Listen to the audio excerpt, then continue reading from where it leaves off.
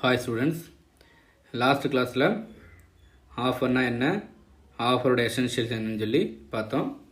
இப்போ இந்த கிளாஸில் ஆஃபரோட continue, kinds of offer and lapse of offer, அதாவது ஆஃபரோட வகைகளும் ஒரு ஆஃபர் எப்படி முடிவு கொண்டு வரப்படுகிறது அப்படிங்கிறதையும் இதில் பார்க்கலாம்.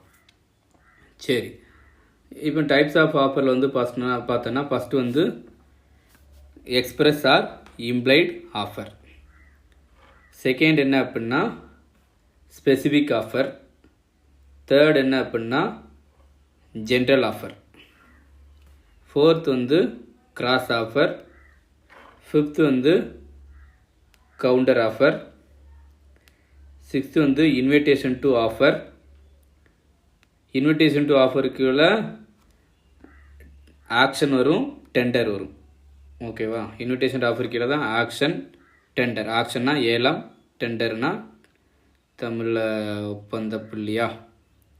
ஓகே, நெக்ஸ்ட் என்ன அப்படின்ட்டு நெக்ஸ்ட் லாஸ்ட் என்ன அப்படின்னா ஓப்பன் ஆஃபர் அல்லது ஸ்டாண்டிங் ஆஃபர்.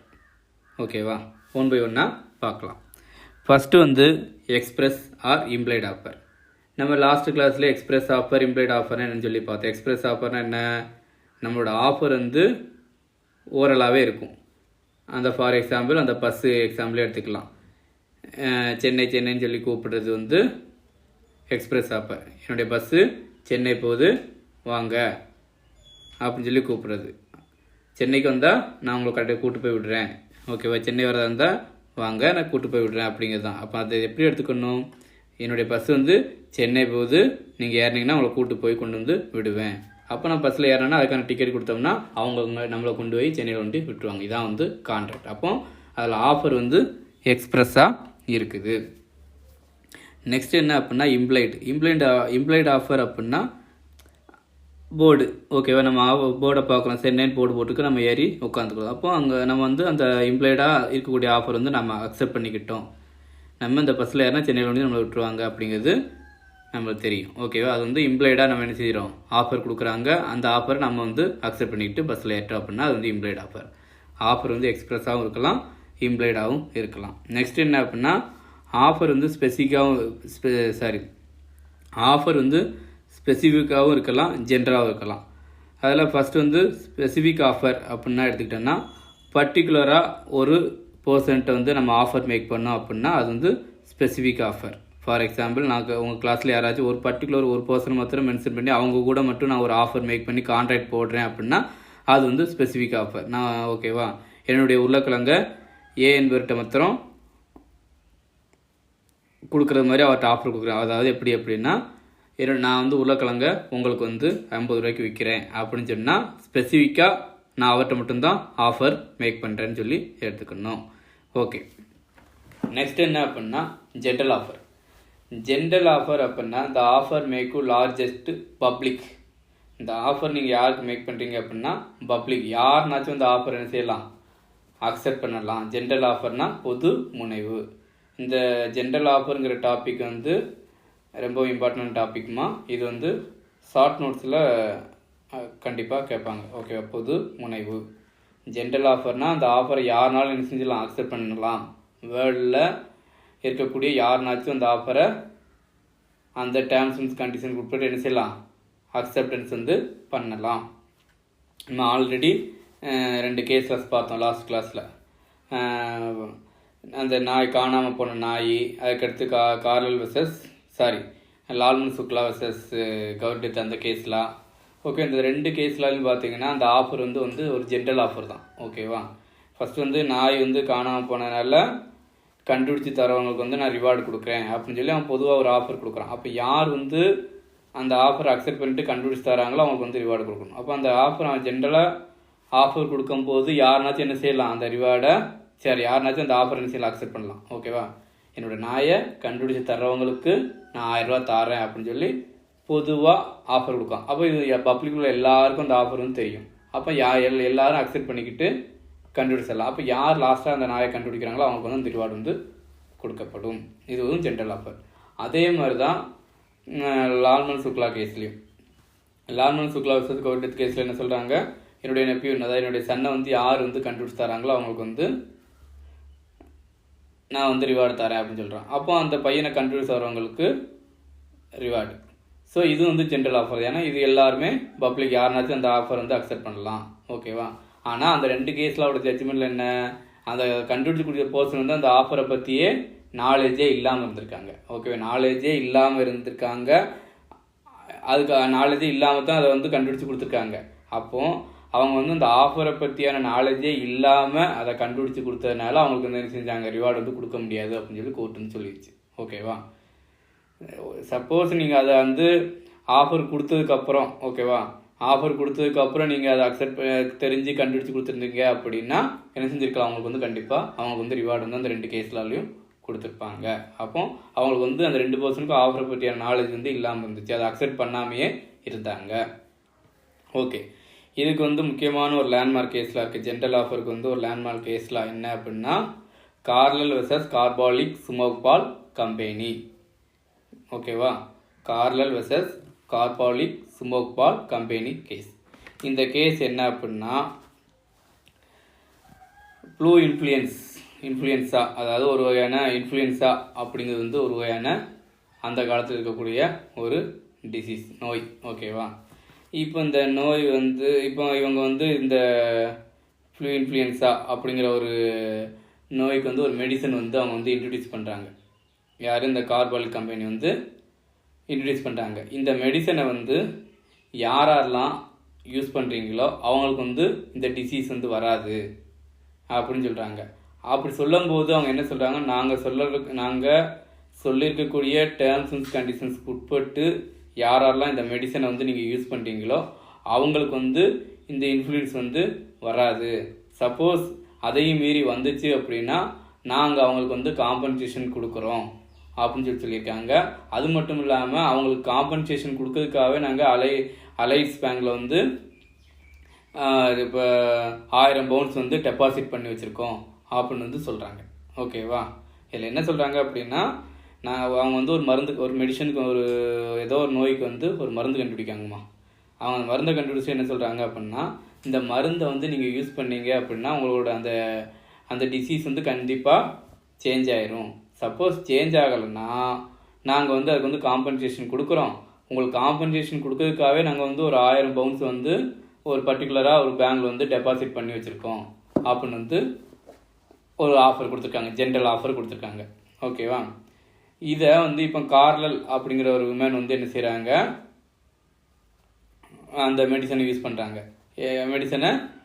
அவங்க அந்த கம்பெனி வந்து எந்த டேர்ம்ஸ் அண்ட் கண்டிஷன் சொன்னாங்களோ அந்த டேர்ம்ஸ் அண்ட் கண்டிஷன்ஸ் உட்பட்டு தான் யார் அந்த கார்லல்ங்கிறவங்க வந்து அந்த மெடிசன் வந்து யூஸ் பண்ணுறாங்க.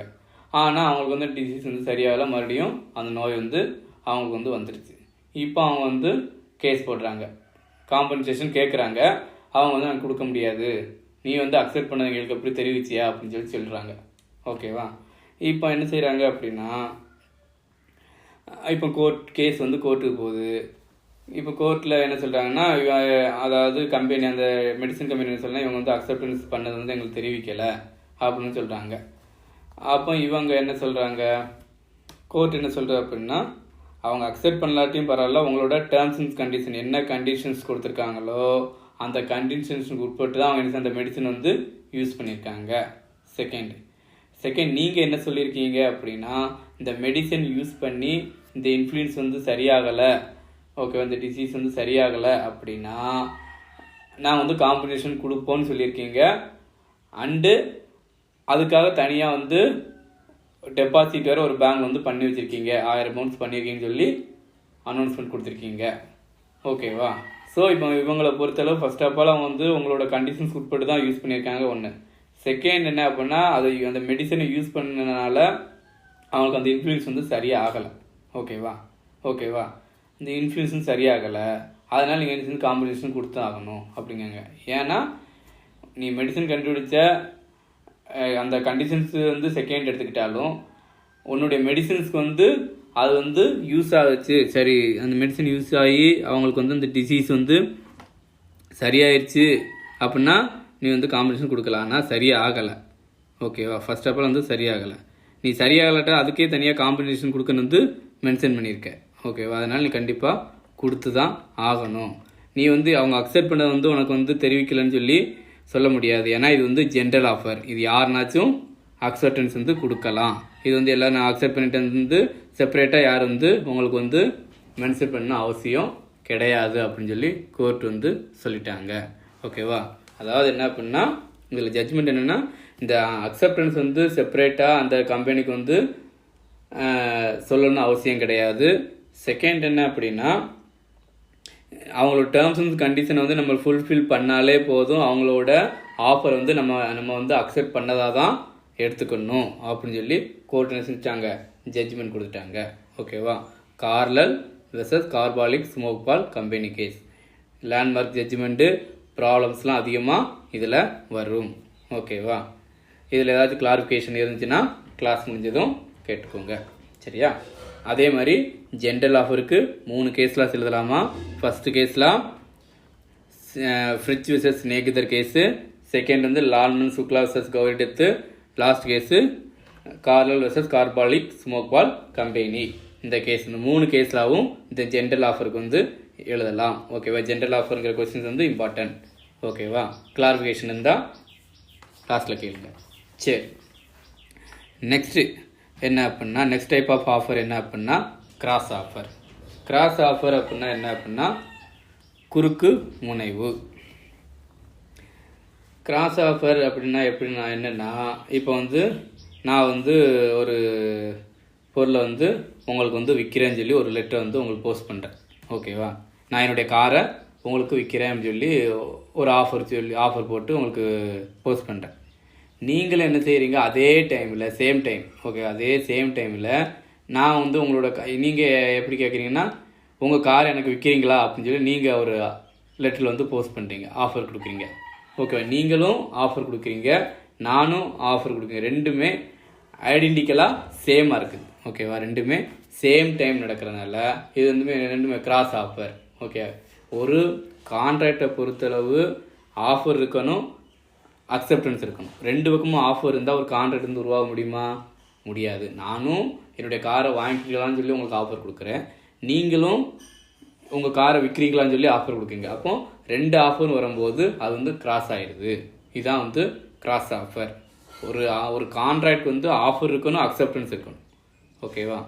ஆஃபர் இருந்தால் ஒரு கான்ட்ராக்ட் வந்து உருவாக முடியாது. அக்செப்டன்ஸும் இருந்தால் ஒரு கான்ட்ராக்ட் வந்து உருவாக முடியாது. ஆஃபர் ப்ளஸ் அக்செப்டன்ஸ், அதுக்கப்புறம் consideration, next agreement on enforceable by contract. ஓகேவா? அப்போ பை ஒன்றா தான் போடணும். நம்ம ரெண்டுமே ஆஃபராக இருந்துச்சுன்னா அங்கே வந்து கான்ட்ராக்ட் வந்து உருவாக முடியாது. அப்போ கிராஸ் ஆஃபர்னு என்ன தெரிஞ்சிச்சுல, ஒரே டைமில் 2 பேரும் ஆஃபர் கொடுக்குறது. சரியா? சரி, ஓகே. நெக்ஸ்ட் என்ன அப்படின்னா கவுண்டர் ஆஃபர். கவுண்டர் ஆஃபர் அப்படின்னா என்ன அப்படின்னா, நான் ஒரு ஆஃபர் கொடுக்கும்போது, ஃபார் எக்ஸாம்பிள் நான் வந்து என்னுடைய காரை உங்களுக்கு வந்து 5000 ரூபாய்க்கு தரேன் அப்படின்னு சொல்லி சொல்கிறேன். நீங்கள் என்ன சொல்கிறீங்க, நான் வந்து நான் 4000 ரூபாய்க்கு வாங்கிக்கிட்டேன் அப்படிங்க. ஓகேவா? அப்போ இங்கே வந்து இதான் வந்து கவுண்டர் ஆஃபர். நான் வந்து 5000 ரூபாய்க்கு கொடுக்குறேன்னு சொன்னால் நீங்கள் என்ன செய்யணும், ஓகே நான் வாங்கிக்கிட்டேன்னு சொல்லணும். இல்லை உங்களுக்கு வாங்க விருப்பம் இல்லை அப்படின்னா அதை வந்து ரிவோக் பண்ணிடலாம். இல்லை எனக்கு வேண்டான்னு சொல்லியிருக்கணும். நீங்கள் என்ன செய்வீங்க, எனக்கு 4000 ரூபாய்க்கு தாங்கன்னு சொல்கிறீங்க. ஓகேவா? அதாவது என்னென்னா கவுண்டராக ஒரு ஆஃபர் கொடுக்குறீங்க, நீங்களும் ஆஃபர் தான் கொடுக்குறீங்க. நான் 5000 ரூபாய்க்கு வேணுமான்னு கேட்குறேன், நீங்கள் என்ன செய்வீங்க, நான் 4000 ரூபாய்க்கு வாங்கிக்கிட்டேன் அப்படிங்க. அப்போ என்னுடைய ஆஃபர் வந்து அக்செப்ட் பண்ணவே இல்லை, என்னுடைய ஆஃபர் வந்து கேன்சல் ஆகிடுச்சு. நீங்கள் ஒரு ஆஃபர் கொடுக்கும்போது என்னுடைய ஆஃபர் ஆட்டோமேட்டிக்காக கேன்சல் ஆயிரும். அப்போது நீங்கள் எனக்கு ஆஃபர் கொடுக்கும்போது நான் தேவைன்னா அந்த ஆஃபரை என்ன செஞ்சுக்கலாம், அக்செப்ட் பண்ணிக்கலாம், இல்லாட்ட ரிவோக் பண்ணிக்கலாம். இதான் வந்து கவுண்டர் ஆஃபர். நான் ஒரு ஆஃபர் கொடுக்கும்போது நீங்கள் என்ன செய்வீங்க, 5000 ரூபாய்க்கு கொடுக்கும்போது 4000 ரூபாய்க்கு நான் வாங்கிக்கிறேன் அப்படின்னா அது வந்து கவுண்டர் ஆஃபர். ஒரு கான்ட்ராக்டை பொறுத்தளவு நான் ஆஃபர் கொடுக்குறேன் அப்படின்னா நீங்கள் என்ன செய்யணும், அதை அக்செப்டன்ஸ் தான் பண்ணணும். அதை விட்டு கவுண்டர் ஆஃபர் கொடுத்தீங்க அப்படின்னா நான் கொடுத்த ஆஃபர் வந்து ரிவோக் ஆயிரும். ஓகேவா? இதுக்கு வந்து ஒரு கேஸில் இருக்குது. என்ன கேஸ்லன்னா ஹைட் வெர்சஸ் ஃபிக்ஸ்.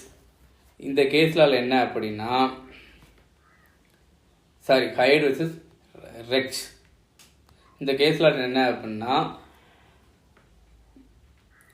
ஒரு பர்சன் சேம் நம்ம சொன்ன எக்ஸாம்பிள் தான். என்ன அப்படின்னா ஒரு பர்சன் வந்து தன்னுடைய லேண்டை வந்து அவருக்கு சேல் பண்ணுறாரு. 1500 பவுண்டுக்கு வந்து நான் உனக்கு விற்கிறேன், வாங்கிக்கிட்டியா அப்படின்னு சொல்லி ஆஃபர் கொடுக்குறாரு. அவர் வந்து வேண்டாம் அப்படின்னு ரிவோக் பண்ணிட்டார்.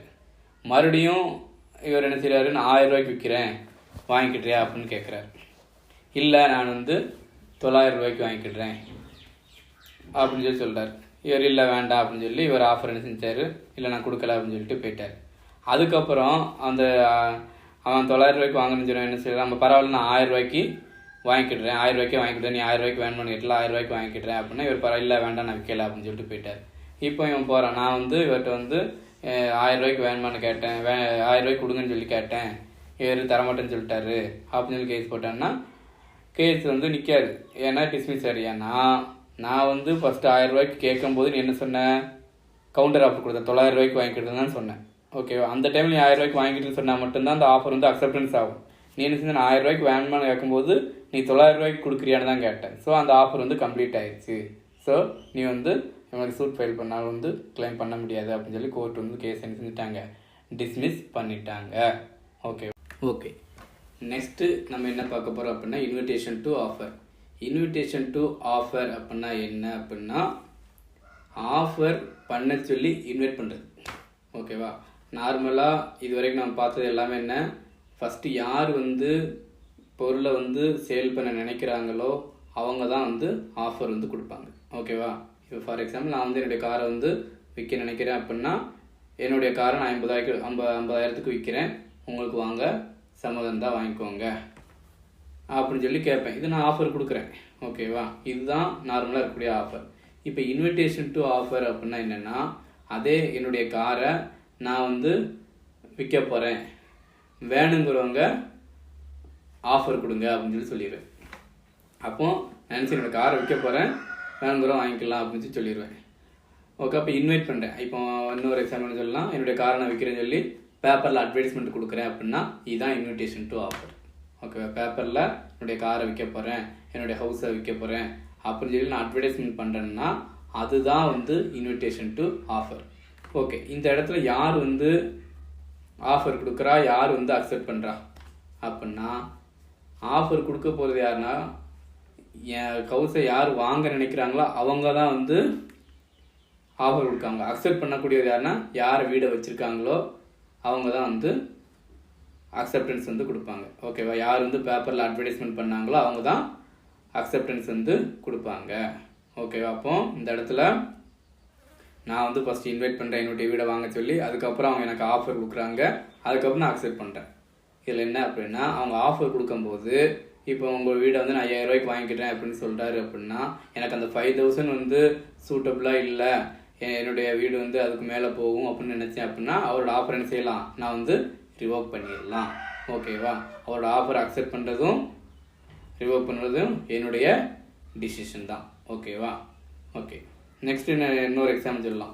Invitation to offer. நீங்கள் இப்போ வந்து ஒரு ஹோட்டல் போகிறீங்கம்மா, ஹோட்டல்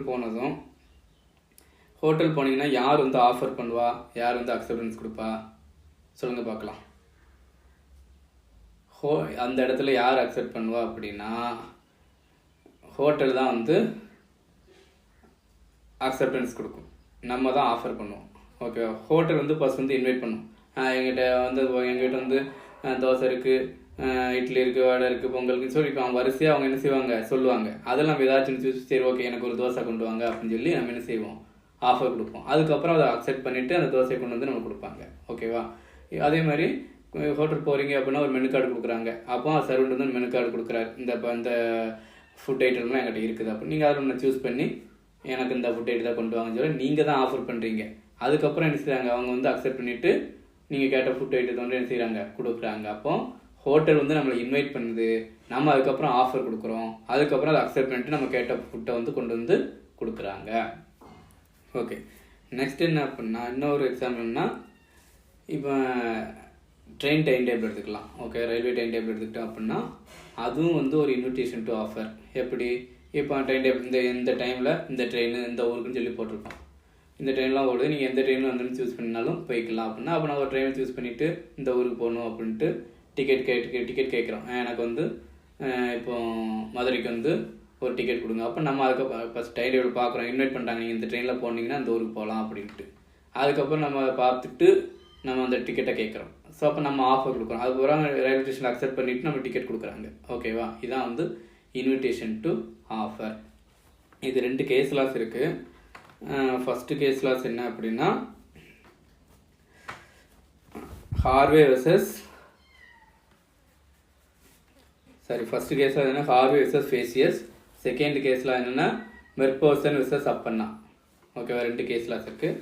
ஃபஸ்ட்டு கேஸில் ஹார்வே வெர்சஸ் ஃபேசியஸ் கேஸில் வந்து என்ன அப்படின்னா ஒரு ஏங்கிற ஒரு பர்சன் என்ன செய்கிறாரு அப்படின்னா இன்னொரு கம்பெனிக்கு வந்து 2 போஸ்ட் அனுப்புகிறார். ஓகேவா? அவர் என்ன கேட்குறாருன்னா உங்களோட பம்பர்கால் பெண்ணை சேல் பண்ணுறீங்களான்னு சொல்லி ஃபஸ்ட்டு ஒரு மெயில் அனுப்புகிறார். அப்போ அந்த பம்பர்கால் பெண்ணை என்னென்னா அது வந்து ஒரு இம்மூவல் ப்ராப்பர்ட்டிமா. பம்பர்கால் பெண்ணை எழுதக்கூடிய பெண் கிடையாது. பம்பர்கால் பெண் அப்படிங்கிறது ஒரு இம்மூவல் ப்ராப்பர்ட்டி. ஓகேவா? அப்போ இவர் கேட்குறாரு, ஃபஸ்ட் மெயில் அனுப்புகிறாரு, என்ன உங்களோட பம்பர்கால் பெண்ணை நீங்கள் விற்கிறீங்களா அப்படின்னு கேட்குறாரு. அப்போ அந்த பம்பர்கால் பெண்ணோட ஓனர்ட்டு எந்த ரெஸ்பான்ஸும் அவருக்கு வரல. மறுபடியும் ஒரு மெயில் அனுப்புகிறாரு, உங்கள் பம்பர்கால் பெண்ணோட லோயஸ்ட் ப்ரைஸ் என்ன அப்படின்னு சொல்லி கேட்குறாரு. ஸோ அது கேட்கவும் அவர் என்ன சொல்கிறார், இந்த பம்பர்கால் பெண்ணோட லோயஸ்ட் ப்ரைஸ் வந்து 30 பவுண்ட்ஸ் அப்படின்னு சொல்லி அவர் ரிப்ளை கொடுக்குறாரு. சரி, ஓகே, அப்படின்னா 30 பவுண்ட்ஸ்க்கு எனக்கு வந்து அந்த பம்பர்கால் பெண்ணை கொடுத்துருங்க அப்படின்னு சொல்லி இவர் மறுபடியும் 3ஆவது ஒரு மெயில் போட்டார்.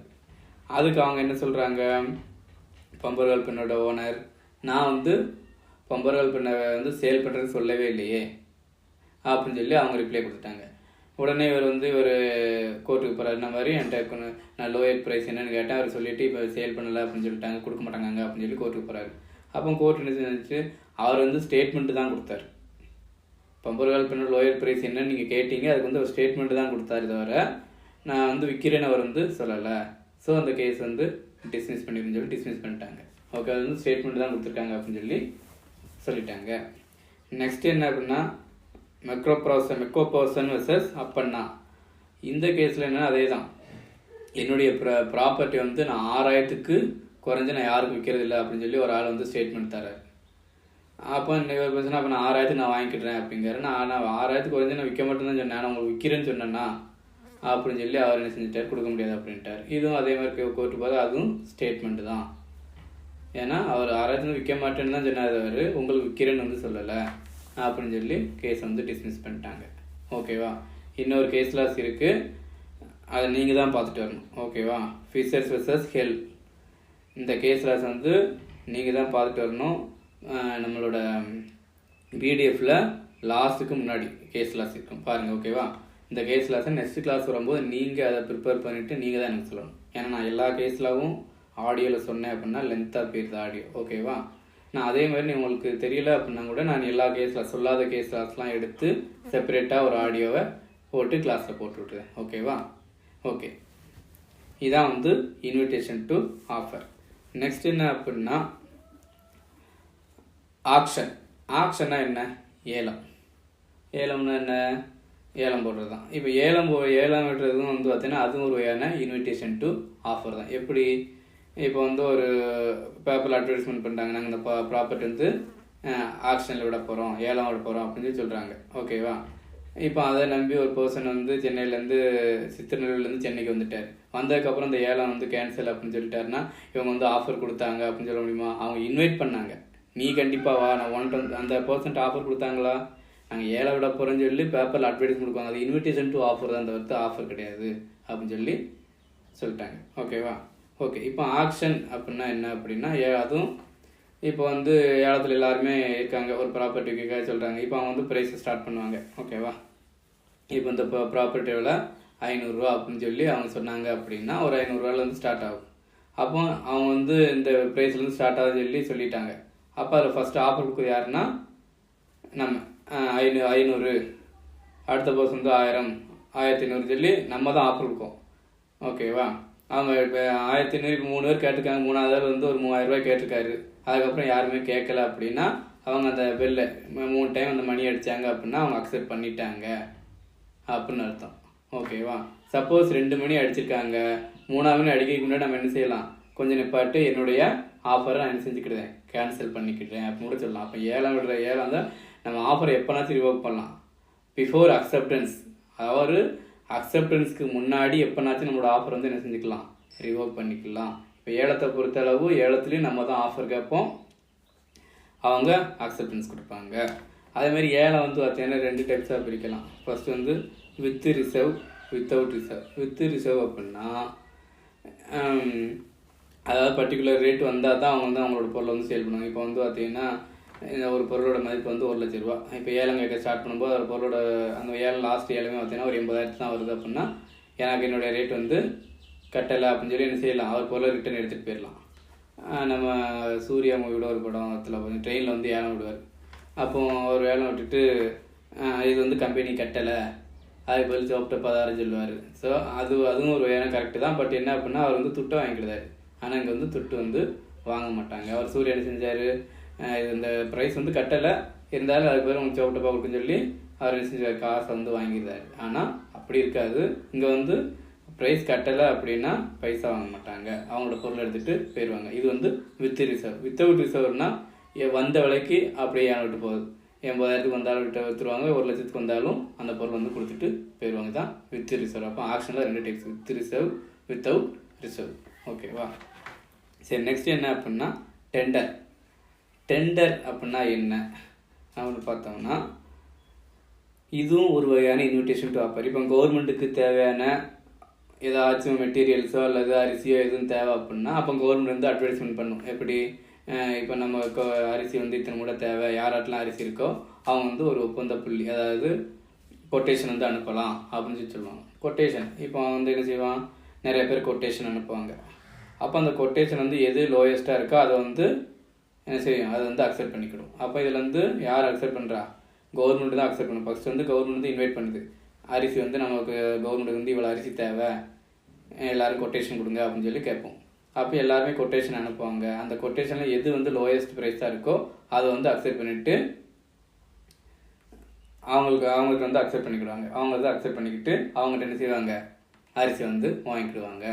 ஓகே, நெக்ஸ்ட் என்ன அப்படின்னா லாஸ்ட்டாக ஒரு ஆஃபர் இருக்குன்னு அதில் சொல்ல மறந்துட்டேன், இதில் சொல்கிறேன்.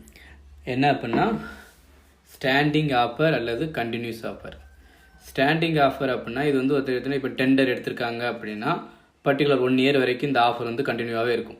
ஓகேவா? நான் ஒரு ஆஃபர் கொடுத்துருக்கேன், என்னுடைய டெண்டர் வந்து அக்செப்ட் பண்ணிட்டாங்க அப்படின்னா அப்போ அந்த அவங்க ஆஃபர், அதாவது எப்பப்பெல்லாம் வந்து அரிசி மூட்டை கேட்குறாங்களோ அப்பப்பெல்லாம் நான் செஞ்சுக்கிட்டே இருக்கணும், கொடுத்துக்கிட்டே இருக்கணும். அப்போ அந்த ஆஃபர் வந்து பர்டிகுலராக ஒரு 1 இயர் வரைக்கும், 1 இயரோ 2 இயர், அவங்க இந்த இயர் அந்த ரீசனபிள் டைம் எவ்வளோ நாள் மென்ஷன் பண்ணியிருக்காங்களோ அந்த ரீசனபிள் டைம் வரைக்கும் அந்த ஆஃபர் வந்து கண்டினியூவாக இருக்கும். இதான் வந்து ஸ்டாண்டிங் ஆஃபர் அல்லது கண்டினியூஸ் ஆஃபர். ஓகேவா? ஸ்டாண்டிங்காக இருக்கும், 1 இயர் வரைக்கும் இல்லை 6 மாதம் வரைக்கும். நான் வந்து நீ அந்த கொட்டேஷன் நம்ம அனுப்பிச்சிருக்கோம், அந்த கொட்டேஷன் அவங்க அக்செப்ட் பண்ணிட்டாங்க, 1 இயருக்கு நீ தான் வந்து கொடுத்துக்கிட்டே இருக்கணும். இப்போ ஒரு மாதம் 10 மூடை, அதுக்கு அடுத்த மாதம் 15 மூடை. ஸோ இப்போ அவங்க ஒவ்வொரு டைம் வந்து ஆஃபர் கொடுக்கும்போது நம்ம என்ன செஞ்சுக்கிட்டே இருக்கணும், அதுக்கான மெட்டீரியல் வந்து கொடுத்துக்கிட்டே இருக்கணும். இதான் வந்து கண்டினியூ ஆர் ஸ்டாண்டிங் ஆஃபர். ஓகேவா? சரி, ஓகே. நெக்ஸ்ட் என்ன அப்படின்னா ஒரு ஆஃபர் வந்து எப்போல்லாம் வந்து லேப்ஸ் ஆகும், அதாவது முடிவு கொண்டு வரப்படுகிறது அப்படின்னா ஃபஸ்ட்டு என்ன அப்படின்னா இது வந்து இந்தியன் கான்ட்ராக்ட் ஆக்ட் 1872 செக்ஷன் 6 கீழே ஒரு ஆஃபர் வந்து எப்போ வந்து லேப்ஸ் ஆகுது, அதாவது முடிவு கொண்டு வரப்படுகிறது அப்படிங்கிறத சொல்லியிருக்காங்க செக்ஷன் 6. ஓகே, அதில் ஃபஸ்ட்டு என்ன அப்படின்னா நோட்டீஸ் ஆஃப் ரெவகேஷன். அதாவது பார்த்தீங்கன்னா ஒரு ஆஃபர் வந்து ரிவோக் பண்ணுறது, ஆஃபர் யார் கொடுத்தாங்களோ அவங்களே அந்த ஆஃபரை வந்து ரிவோக் பண்ண சொல்லி நோட்டீஸ் கொடுத்துருது. என்ன அப்படின்னா பிஃபோர் அக்செப்டன்ஸ்க்கு முன்னாடியே என்ன செய்யணும், நம்ம அந்த ஆஃபரை அக்செப்ட் பண்ணணும். அக்செப்டன்ஸ் பண்ணதுக்கப்புறம் என்ன செய்ய முடியாது, அந்த ஆஃபரை நம்மளால் அக்செப்டன்ஸ் பண்ண முடியாது. ஃபார் எக்ஸாம்பிள் இப்போ நான் வந்து என்னுடைய காரை விற்கிறேன்னு சொல்லி உங்களுக்கு வந்து என்ன செய்கிறேன், போஸ்ட் அனுப்புகிறேன். அந்த போஸ்ட் அனுப்புகிறேன், அந்த போஸ்ட்டு கிடைக்கிறதுக்கு முன்னாடி நான் என்ன செய்யணும், இந்த ஆஃபர் வந்து ரிவோக் பண்ணுறேன் அப்படின்னு சொல்லி சொல்லணும். அப்போ அதை விட ஸ்பீடாக எந்த கம்யூனிகேஷன் மூட் இருக்கோ அதில் சொல்லணும். இப்போ நான் போஸ்ட் அனுப்பிட்டு நான் என்ன சொல்லலாம், ஃபோன் பண்ணி நான் இந்த மாதிரி உங்களுக்கு வந்து ஆஃபருக்கு என்னுடைய காரை வைக்கிறேன்னு சொல்லி ஆஃபர் பண்ணியிருக்கேன், நான் அந்த ஆஃபரை வந்து ரிவோக் பண்ணிக்கிறேன் அப்படின்னு சொல்லி என்ன சொல்லலாம், ஃபோன் பண்ணி கூட சொல்லிடலாம். அப்போ அந்த அந்த ஆஃபர் வந்து அவருக்கு கிடைக்கிறதுக்கு முன்னாடி என்ன செஞ்சுருக்கணும், நம்ம ரிவோகேஷனை வந்து அவருக்கு தெரிவிச்சிருக்கணும். அவர் அக்செப்ட் பண்ணதுக்கப்புறம் நம்ம தெரிவித்தோம் அப்படின்னா அது வந்து செல்லாது. அதை அக்செப்ட் பண்ணிட்டாரு, அதுக்கடுத்து ஒன்றுமே பண்ண முடியாது. ஓகேவா? அப்போ ஆப்போசிட் பர்சன் வந்து நம்மளோட ஆஃபரை அக்செப்டன்ஸ் பண்ணதுக்கு முன்னாடி நம்ம சொல்லணும். அதான் போஸ்ட்டில் அனுப்பிச்சிருக்கோம் அப்படின்னா அதை விட ஸ்பீடாக ஏதாச்சும் கம்யூனிகேஷன் மூடு இருந்துச்சு அப்படின்னா அந்த இதில் வந்து நம்ம சொல்லணும். ஓகேவா? அதுதான் சொன்னேன். போஸ்ட்டில் அனுப்பியிருக்கோம் அப்படின்னா நம்ம என்ன செஞ்சுருக்கலாம், ஃபோன் மூலியமாக சொல்லி அந்த ஆஃபரை ரிவோக் பண்ணிக்கலாம். செகண்ட் என்ன அப்படின்னா lapse of time or reasonable time. Lapse of time அந்த டைம் வந்து முடிஞ்சு போயிடுது. இப்போ வந்து பார்த்தீங்கன்னா ஒரு ஆஃபரை வந்து பர்டிகுலர் டைம் வரைக்கும் தான் இருக்கும். இப்போ வந்து நான் ஒரு ஆஃபர் கொடுத்துருக்கேன் நாளைக்கு வரைக்கும், இந்த நாளைக்கு 12 மணி வரைக்கும் தான் அந்த ஆஃபர் வந்து செல்லும், அதுக்குள்ளே அக்செப்ட் பண்ணணும் அப்படின்னு சொல்லி கொடுத்துருக்கேன் அப்படின்னா அந்த டைமிங் வரைக்கும் நான் வெயிட் பண்ணலாம். ஓகேவா? நாளைக்கு காலையில் 9 மணி வரைக்கும் இந்த ஆஃபர் என்னுடைய காரை வாங்கிக்கிட்டீங்களா, நாளைக்கு 9 மணி வரைக்கும் உங்களுக்கு டைம் தரேன், நீங்கள் அக்செப்ட் பண்ணிக்கலாம் அப்படின்னு நாளைக்கு 9 மணி வரைக்கும் டைம் தரேன் அப்படின்னா அந்த 9 மணிக்குள்ளே நீங்கள் என்ன செய்யணும், அக்செப்டன்ஸ் கொடுக்கணும். அப்படி இல்லை அப்படின்னா அந்த ஆஃபர் வந்து ரிவோக் ஆயிரும். ஓகேவா? 9 மணிக்கு அப்புறம்னா அந்த ஆஃபரோட டைம் வந்து ரீசனபிள் டைம் வந்து ஃபினிஷ் ஆயிரும். அதேமாதிரி அந்த ரீசனபிள் டைமுங்க வந்து சூஸ் பண்ணக்கூடாது யார் அப்படின்னா அந்தந்த கேஸ் வச்சு தான் கோர்ட்டு தான் என்ன செய்யும், டிசைட் பண்ணும். ஓகேவா? நெக்ஸ்ட் என்ன அப்படின்னா ஃபெயிலியர் டு ஃபுல்ஃபில் கண்டிஷன்ஸ். இப்போ நம்ம ஏதாச்சும் கண்டிஷன்ஸ் போட்டிருப்போம், அந்த கண்டிஷன்ஸை வந்து அவங்க வந்து பண்ணலை அப்படின்னா கூட ஆஃபர் வந்து ரிவோக் ஆயிரும். ஃபார் எக்ஸாம்பிள் வந்து நான் வந்து என்னுடைய காரை வந்து அவங்களுக்கு விற்கிறேன் அப்படின்னு சொல்லி ஒரு ஆளுக்கு வந்து போஸ்ட் அனுப்புகிறேன், உங்களுக்கு விற்கிறேன் போஸ்ட் அனுப்புகிறேன், நீங்கள் வந்து உங்களோட அக்செப்டன்ஸை வந்து எனக்கு வந்து மெயிலில் தான் அனுப்பணும்னு சொல்லியிருப்பேன். அவர் மெயிலில் அனுப்பாமல் போஸ்ட்டில் அனுப்புனாரு அப்படின்னா நான் என்ன செய்யலாம், அந்த ஆஃபர் என்ன செஞ்சுக்கலாம், ரிவோக் பண்ணிக்கலாம். ஓகேவா? அப்போ நான் சொன்ன கண்டிஷன்ஸை அவர் வந்து ஃபுல்ஃபில் பண்ணலை அப்படின்னு சொல்லி எடுத்துக்கலாம். ஓகே, நெக்ஸ்ட் என்ன அப்படின்னா டெத் அண்ட் இன்சனிட்டி. இப்போ அந்த ஆஃபர் கொடுத்தவரோ அல்லது ஆஃபர் அக்செப்டரோ யாராச்சும் ஒரு பர்சன் இறந்துட்டாங்க அப்படின்னா அந்த ஆஃபர் என்ன செஞ்சிடும், ரிவோக் ஆயிரும். நம்ம யாருக்கு ஆஃபர் கொடுக்குமோ அந்த பர்சனே இறந்துட்டாரு, ஸோ அப்படின்னா அந்த மாதிரி அந்த ஆஃபர் வந்து ரிவோக் ஆயிரும். இல்லை அன்சோன் பர்சனாக மாறிட்டாங்க அப்படின்னா அது ஆஃபர் வந்து ஆட்டோமேட்டிக்காக ரிவோக் ஆயிரும். நெக்ஸ்ட் என்ன அப்படின்னா கவுண்டர் ஆஃபர் பற்றி நம்ம ஆல்ரெடி சொன்னேன். என்ன, நான் ஒரு ஆஃபர் கொடுக்குறேன் அப்படின்னா அந்த ஆஃபர் நீங்கள் என்ன செய்யணும், அக்செப்ட் பண்ணணும். அக்செப்ட் பண்ணதை விட்டுட்டு நான் வந்து நான் ஒரு கார் 1 லட்ச ரூபாய்க்கு கொடுக்குறேன், இல்லை நான் 80 ரூபாய்க்கு வாங்கிக்கிட்டேன்னு சொல்கிறீங்கன்னா அப்போ நான் கொடுத்த ஆஃபர் வந்து கம்ப்ளீட் ஆயிடுச்சு. ஓகேவா? அப்போ இந்த ஆஃபர் வந்து கம்ப்ளீட், இந்த மூலியமாகவும் ஆஃபர் வந்து ரிவோக் ஆயிரும். ஓகே, நெக்ஸ்ட் என்னென்னா ரிஜெக்ட் பண்ணுறது. நான் இப்போ ஆஃபர் கொடுக்குறேன், என்னுடைய கார் வந்து உங்களுக்கு வந்து 10,000 ரூபாய்க்கு கொடுக்குறேன்னு சொல்லும் போது இல்லை வேண்டாம் அப்படின்ட்டீங்க. சரி ஓகே, நான் ரிவோக் பண்ணிட்டேன். அதுக்கப்புறம் நீங்கள் என்ன செய்யல, நான் 10,000 ரூபாய்க்கு வாங்கிக்கிறேன்னு சொன்னால் என்ஃபோர்ஸ் பண்ண முடியாது. ஓகேவா? ஸோ இந்த மாதிரி இப்போ மூலெல்லாம் வந்து ஒரு ஆஃபர் வந்து கம்ப்ளீட் ஆகுது, அதாவது கம்ப்ளீட் ஆகலை, முடிவு கொண்டு வரப்படுகிறது. ஓகேவா? ஒரு ஆஃபர் வந்து முடிவுக்கு கொண்டு வரப்படுகிறது. நம்மளோட இந்தியன் கான்ட்ராக்ட் ஆக்ட் 1872 செக்ஷன் 6 கீழே சொல்லியிருக்காங்க.